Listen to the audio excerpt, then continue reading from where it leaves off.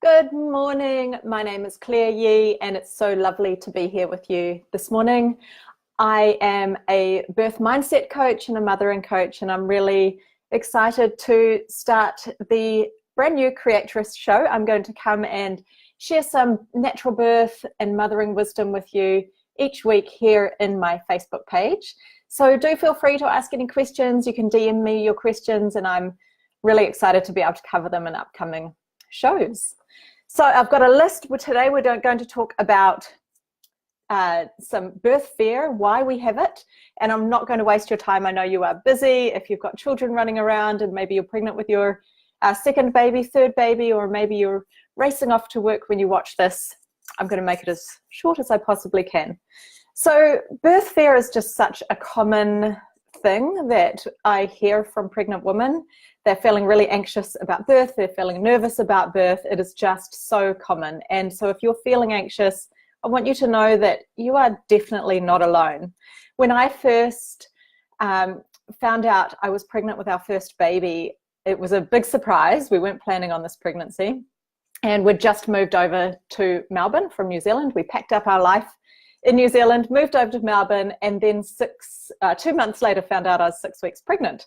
And so after I got over the big surprise of that, I had all this fear just sitting on me like this heavy blanket, and it was really weighing me down. And I didn't realize I was carrying all of this fear. Luckily, I was working with a training midwife at the time, and I said to her, I'm just going to book in for an elective cesarean, because I just couldn't understand how I could possibly naturally birth a baby. It just sounded so far from natural and normal to me. So, 10 years on from that, almost 11 years now, I've been teaching natural birthing, hypnobirthing classes to couples, and for almost 8 years, actually almost 9 years. and I never would have thought back then that I would have gone down this path. But once I started to discover how our bodies were so perfectly designed for birth and started to go through processes of releasing that fear, I was really able to untangle myself from the web of fear that we really currently live in. So just a little bit of history around where fear comes from, why there is so much fear around birth, and then I'll bring you up to speed with right now where you are. Maybe you're pregnant and you're holding on to fear or anxiety, and what you can do about it.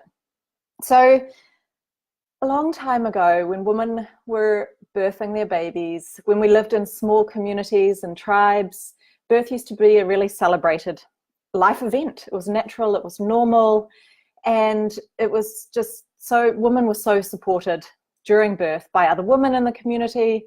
The elders would share, birthing wisdom, and it wasn't something that women feared like they do now. And then we went through a period of time where we went into a stage where we all moved into more towns, and women really lost all of their rights in communities. And we started to become very separate. It became a very male-dominated world. Women's roles were just to be a wife, or, to be very obedient in society. And then in birth, women stopped being supported during the whole process. And this is really where a lot of our fears have stemmed from, because women started to be alone during their births. If they did need any help, it was a man that would come in from the community, often not even a trained man. And because it just gives me shivers every time I think about this, but really often that it was just such poor treatment. Sometimes baby would just be cut out and women would just be left there to bleed, and sometimes would die. The fertility rate was really a lot higher for women then, and also female babies didn't survive as well as male babies. So thankfully we moved out of that time, and medical intervention did start to be introduced, and that was, that started our path of having less pain and being a little bit more supported, but still women had no rights really, and needed to be very obedient in society. So really, women had no voice when, and this isn't even that long ago, when a lady was dropped off at hospital, often dropped off by her husband. he would kiss her on the cheek and say, "Good luck, honey." She'd walk in by herself and again, still be really unsupported. And then when the doctors or nurses saw that she was in labor, generally as she progressed through her labor, she would just be put to sleep and the baby would be delivered for her. So really disempowering for birth. Now, thankfully, we've really come around to a time where we do have voice in birth and we can have our own say, and in most countries, and we can have the birth really the way we want it. We can make so many of our own choices, but we really do need to untangle ourselves from a lot of this drama and trauma. Hollywood still fuels drama with childhood. If you think about all the Hollywood movies with birth, they're so fueled with drama. And then, the stories that we tell, we live in a very dramatic world and we share dramatic stories. It seems to fuel so many conversations. So, maybe start to distance yourself from some of those conversations. Remove yourself from them if you choose to. It's totally your choice about what you choose to expose yourself to, but maybe don't watch as many of those dramatic birthing experiences. And I'm going to share with you a process in a minute that will really help you just to come back to your own inner compass, your own inner balance and equilibrium, that then you can make your own decisions that are right for you and right for your baby and your body, and really aligned with what you want to experience for birth. So this is where our experience, the things that we think about with regards to birth, the fears that we hold on to, this is where so many of them have come from. Stories that have been passed to us from other people's experiences and from people's experiences throughout history. So much of our fear has stemmed from others' experiences. When we've been listening to them compassionately, we've taken them on as our own experiences, and we've started to believe that this is also going to be true for ourselves. But it doesn't have to be. It's just the way someone else experienced birth.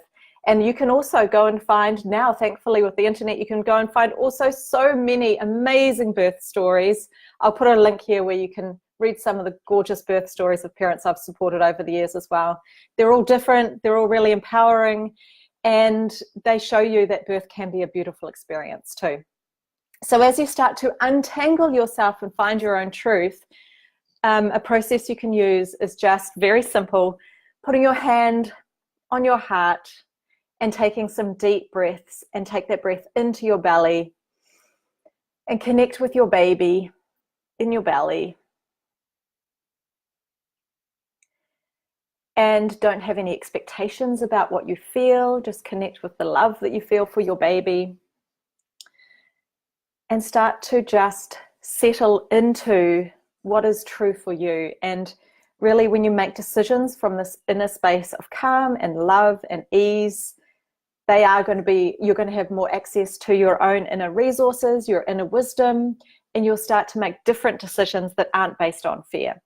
So I've got a gift for you as well. I'll put a link here, or you can go to claireyee.com/be free, and you can download a meditation that helps you to release fear as well. And you can go through that as many times as you want to really help to start to untangle yourself from other people's stories and things you might have seen, and start to come back to what is it that I actually want for myself and my baby? What is right for us? Ask questions of your LMC, your midwife, your obstetrician, so that you can find all of those answers for yourself. If you've got questions that you'd like me to cover in upcoming shows, then feel free to leave them here underneath this video or send me a private message, and I'm really excited to see you back next week. Bye for now.